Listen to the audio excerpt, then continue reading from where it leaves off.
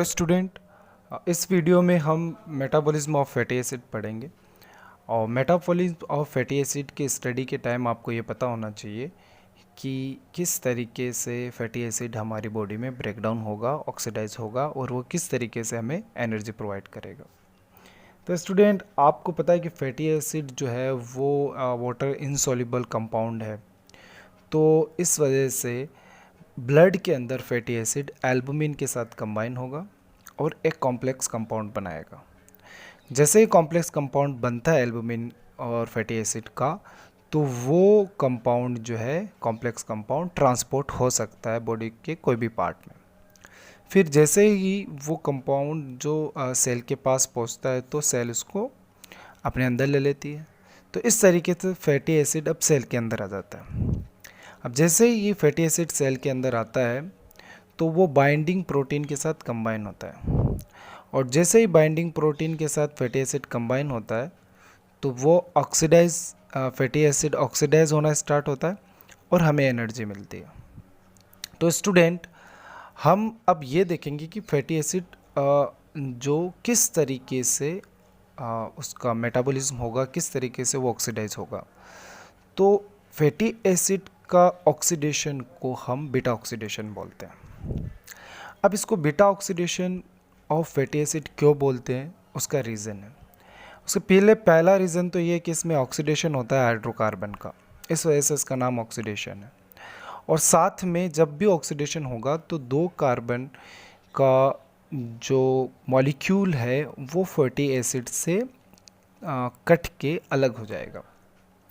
और जहाँ से स्टूडेंट जो यूनिट दो कार्बन की कट के अलग हो रही है वो कार्बन स्टूडेंट जो है वो बीटा कार्बन होता है। मतलब जो स्प्लिटिंग है फैटी एसिड की, दो कार्बन कम हो रहे हैं उसमें से, तो वो स्प्लिटिंग कहाँ से हो रही है, वो स्प्लिटिंग आपकी बीटा कार्बन से हो रही है। स्टूडेंट, बीटा कार्बन क्या होता है? फंक्शनल ग्रुप जिस कार्बन से अटैच होता है उसके पास वाले कार्बन को हम बीटा कार्बन बोलते हैं। ठीक है। तो स्टूडेंट, ये इंट्रोडक्शन पार्ट हुआ फैटी एसिड का, किस तरीके से फैटी एसिड मेटाबॉलिज्म होगा हमारी बॉडी के अंदर। अब हम ये देखेंगे कि जब फैटी एसिड आ गया है सेल के अंदर तो वो किस तरीके से एक्टिवेट होगा। ठीक है। तो फर्स्ट स्टेप, जिसको जीरो स्टेप भी बोलते हैं और एक्टिवेशन स्टेप भी बोलते हैं फैटी एसिड का, तो साइटोप्लाज्म में होता है। तो जो फैटी एसिड का एक्टिवेशन है स्टूडेंट, वो आपको याद होना चाहिए, वो कहाँ पे होता है? साइटोप्लाज्म। तो स्टूडेंट, क्या होता है कि फैटी एसिड जो है वो जो को ए एस एच ग्रुप, ठीक है, और उसको को एंजाइम भी बोलते हैं हम, जिसके ऊपर एस एच ग्रुप जुड़ा हुआ है, वो फैटी एसिड के साथ कंबाइन होता है। ठीक है। और को एंजाइम जो है स्टूडेंट, वो क्या चीज़ है? वो एक विटामिन बी कॉम्प्लेक्स होता है। तो उस विटामिन बी कॉम्प्लेक्स का पेंटोथेनिक एसिड है, और इसके साथ एक बीटा मेरकैप्टोल इथेनॉल एमाइन ग्रुप भी साथ में होता है। ये जो है को एंजाइम एसएच ग्रुप के बारे में। अब स्टूडेंट, हम एक्टिवेशन कैसे होगा वो देखते हैं। तो फैटी एसिड को ए एस एच ग्रुप, को एंजाइम एस एच ग्रुप से अटैच होगा। उसके लिए एक हाई एनर्जी मॉलिक्यूल लगेगा जिसमें एटीपी स्टूडेंट एएमपी में कन्वर्ट हो जाएगा और साथ में पायरोफॉस्फेट बनेगा। तो इसके लिए इतनी ज़्यादा एनर्जी लगेगी। और साथ में अब जैसे ही ये दोनों कंबाइन होंगे तो फैटी एसाइल को ए मॉलिक्यूल हमारे पास बन जाएगा। इस रिएक्शन के लिए, एक्टिवेशन रिएक्शन के लिए, हमें फैटी एसाइल को ए सिंथेटेज एंजाइम चाहिए, और थियोकाइनेज भी उसको बोलते हैं। अब स्टूडेंट, जब फैटी एसाइल को ए साइटोप्लाज्म में बन गया है तो वो डायरेक्टली माइटोकॉन्ड्रिया में बीटा ऑक्सीडेशन के लिए नहीं जाएगा। उसके लिए एक ट्रांसपोर्टर चाहिए जिसे हम कार्निटीन ट्रांसपोर्टर बोलते हैं। तो यहाँ पे कार्निटीन फर्स्ट क्या करता है? फैटी एसाइल को ए को साइटोप्लाज्म से माइटोकॉन्ड्रिया में भेज देता है, और फिर वहाँ जैसे ही माइटोकॉन्ड्रिया में फैटी एसाइल को ए एंटर करता है तो उसका बीटा ऑक्सीडेशन स्टार्ट हो जाता है। स्टूडेंट, यहाँ पे एक और बात याद रखने की है कि कार्निटीन फर्स्ट, जिसको कैट फर्स्ट बोलते हैं, तो कैट फर्स्ट तो फैटी एसिड को ए को एंटर कराता है माइटोकॉन्ड्रिया में, जो कि कैट फर्स्ट होता है साइटोप्लाज्म में। और माइटोकॉन्ड्रिया में एक कार्निटीन ट्रांसपोर्ट होता है जिसे कैट सेकंड बोलते हैं, वो फैटी एसिड को ए को साइटोप्लाज्म में भेजता है। ठीक है, तो स्टूडेंट यहाँ हम कार्निटीन के बारे में क्लिनिकल एप्लीकेशन भी देख लेते हैं। तो कार्निटीन के लिए स्टूडेंट आप याद रखें कि ये लॉन्ग चेन फैटी एसिड के लिए इसकी ज़रूरत होती है ट्रांसपोर्टर की। अगर लॉन्ग फैटी एसिड है तो ही कार्निटीन चाहिए, नहीं तो नहीं चाहिए। अगर मीडियम और शॉर्ट चेन फैटी एसिड है तो वो इजीली ऑक्सीडाइज होता है, उसके लिए हमें कार्निटीन की ट्रांसपोर्टर की ज़रूरत नहीं होती है। ठीक है, तो स्टूडेंट जब माइटोकॉन्ड्रिया में, अब आपने देखा कि माइटोकॉन्ड्रिया के अंदर फैटी एसिड आ गया है। अब हम ये देखेंगे कि किस तरीके से बीटा ऑक्सीडेशन माइटोकॉन्ड्रिया के अंदर होता है। तो अब आप यहाँ पे ये देखिए कि बीटा ऑक्सीडेशन कैसे हो रहा है। तो उसके लिए पहली चीज़ आप याद रखें कि बीटा ऑक्सीडेशन के 4 स्टेप्स हैं। ठीक है, फैटी एसिड को ऑक्सीडाइज करने के लिए। और ये जो सारी रिएक्शंस हैं, ये रिएक्शंस जब भी होती है तो इसमें 2 कंपाउंड बनते हैं। एक तो एसिटाइल को ए, जो आपने सुन रखा है, हमने क्रैब साइकिल पढ़ा था। तो वो जो 2 कार्बन की जो यूनिट बनती है वो कौन है? एसिटाइल को ए। और जब बाकी का, जब उसमें से 2 कार्बन रिमूव हो जाते हैं तो बाकी का क्या बनेगा? फैटी एसिड को ए। लेकिन याद रहे उसमें से 2 कार्बन कम हो गए। आपको समझाने के लिए स्टूडेंट मैंने एक एग्जांपल यूज़ किया है पाल्मेटिक एसिड। पाल्मेटिक एसिड में 16 कार्बन होता है। जब ये रिएक्शन होती है पाल्मेटिक एसिड के साथ तो क्या होता है कि एक तो एसिटाइल को ए बन जाएगा और सेकंड बनेगा पाल्मेटाइल को ए। अब इस पाल्मेटाइल को ए में 2 कार्बन कम रहेगा, मतलब 14 कार्बन रहेंगे।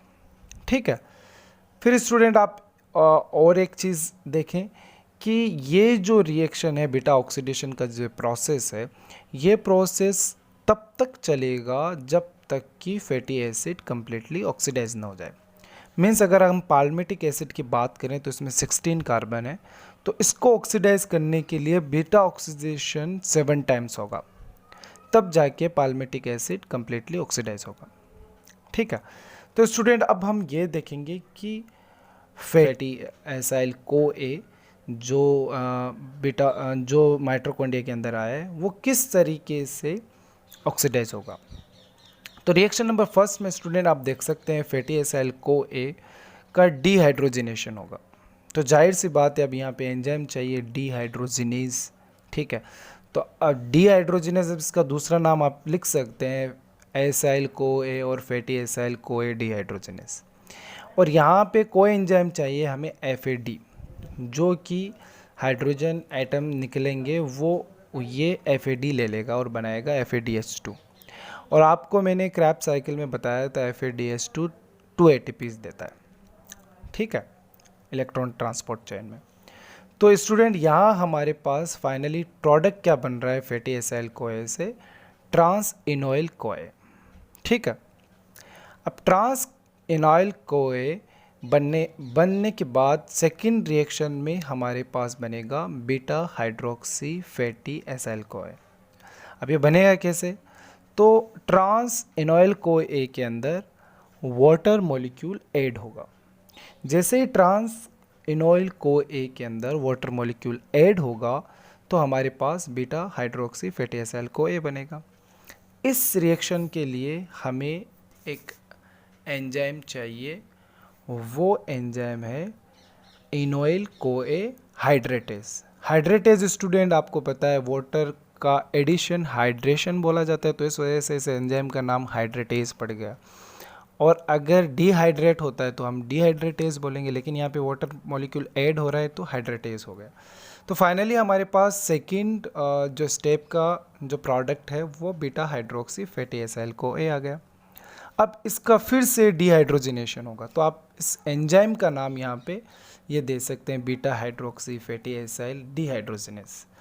अब यहाँ पे आपको जो को एंजाइम चाहिए वो NAD+ चाहिए, जिससे NADH बनेगा। और NADH आपको पता है इलेक्ट्रॉन ट्रांसपोर्ट चेन में 3 ATP देता है। तो इस तरीके से हमारे पास जब ये रिएक्शन होगी तो थर्ड प्रोडक्ट हमारे पास आएगा beta keto fatty acyl CoA। ये रिएक्शन नंबर 3 का प्रोडक्ट है। अब ये लास्ट रिएक्शन होने वाली है स्टूडेंट।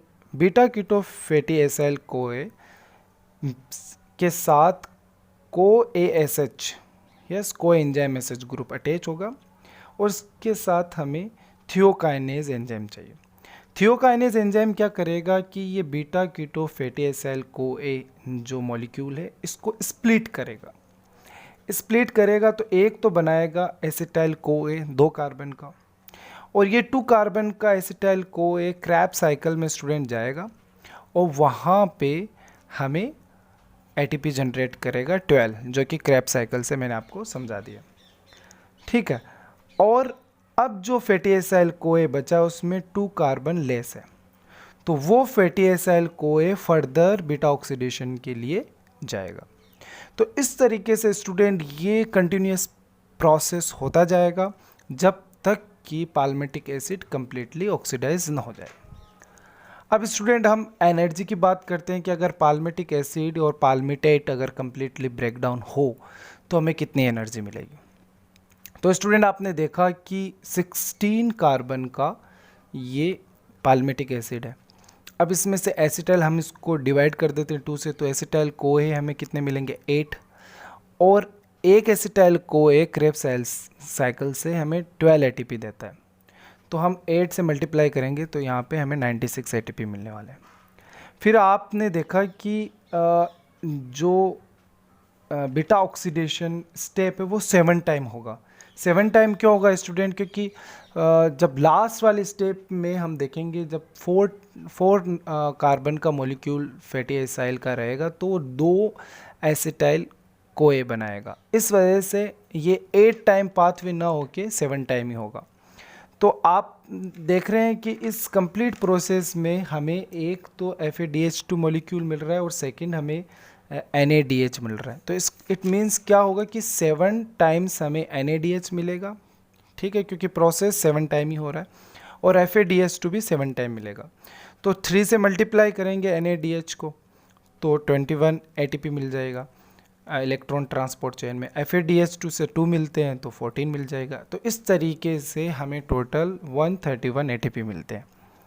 लेकिन स्टूडेंट आपने देखा इनिशियली मैंने बताया कि एक्टिवेशन ऑफ फैटी एसिड के लिए 2 ATP की रिक्वायरमेंट है। इस वजह से यहाँ पर क्या होगा कि हम 2 ATP माइनस कर देते हैं, तो finally palmitic acid completely oxidise होने पर 129 ATP जनरेट करता है, ठीक है। तो स्टूडेंट आपने देखा कि ग्लूकोज के अलावा भी फैटी एसिड से भी हमें एनर्जी मिलती है। नाउ स्टूडेंट हम ये बात करेंगे कि बीटा ऑक्सीडेशन को कंट्रोल कैसे किया जाए, उसको रेगुलेट कौन करता है। तो सबसे पहले तो फ्री फैटी एसिड जो अगर रहेगा साइटोप्लाज्म में तभी बीटा ऑक्सीडेशन होगा। जाहिर सी बात है फैटी एसिड रहेगा साइटोप्लाज्म में तो ही माइटोकॉन्ड्रिया के अंदर जाएगा, नहीं तो नहीं जाएगा। और ग्लूकागोन जो है वो fatty acid free fatty acid का लेवल इंक्रीज़ करता है और इंसुलिन फ्री फैटी एसिड का लेवल डिक्रीज़ करता है। ये दोनों वाइस वर्सा है, आपको पता है। ग्लूकोज के लिए भी हम बात करें तब भी ये सही है, और अभी के ग्लूकोज में क्या करता है, ग्लूकागोन इंक्रीज़ करता है ग्लूकोज के अमाउंट को और इंसुलिन डिक्रीज़ करता है। फिर स्टूडेंट मैंने एक्टिवेशन के बाद जब ट्रांसपोर्टेशन की बात कर रहे थे, हम ट्रांसपोर्ट कर रहा था, तो कार्निटीन क्या कर रहा था कि कार्निटीन फर्स्ट जो है वो क्या करता है कि फ्री फैटी एसिड को माइटोकॉन्ड्रिया में डालता है। लेकिन अगर वहाँ पे कार्निटीन सेकंड रहे तो वो वापस क्या करेगा, उसको फैटी एसिड को साइटोसोल में या साइटोप्लाज्म में डाल देगा। फिर एक मॉलिक्यूल होता है स्टूडेंट मेनोलाइल CoA, ठीक है। अगर ये प्रेजेंट हो तो ये साइटोप्लाज्म के अंदर मोस्टली ये प्रेजेंट होता है। तो अगर इसकी अमाउंट, इसकी कंसंट्रेशन ज़्यादा रहे तो ये क्या करेगा, कार्निटीन जो ट्रांसपोर्टर है उसकी एक्टिविटी को डिक्रीज़ कर देगा। और एक और चीज़ जो हम अगले वीडियो में देखेंगे, de novo synthesis of fatty acid, मतलब इस प्रोसेस से फैटी एसिड बनता है। तो ये जो प्रोसेस है ये भी बीटा ऑक्सीडेशन को क्या करता है, इनहिबिट करता है। जाहिर सी बात है बीटा ऑक्सीडेशन जो है वो फैटी एसिड का ब्रेकडाउन करने का है। अब जब फैटी एसिड ब्रेकडाउन होता है तो फैटी एसिड बनेगा नहीं, और अगर फैटी एसिड बनेगा तो फैटी एसिड ब्रेकडाउन नहीं होगा। तो इस तरीके से ये दोनों वाइस वर्सा प्रोसेस है। तो इस वीडियो के लिए स्टूडेंट इतना ही, और अगले वीडियो में हम ये देखेंगे कि फैटी एसिड किस तरीके से बनता है। Thank you.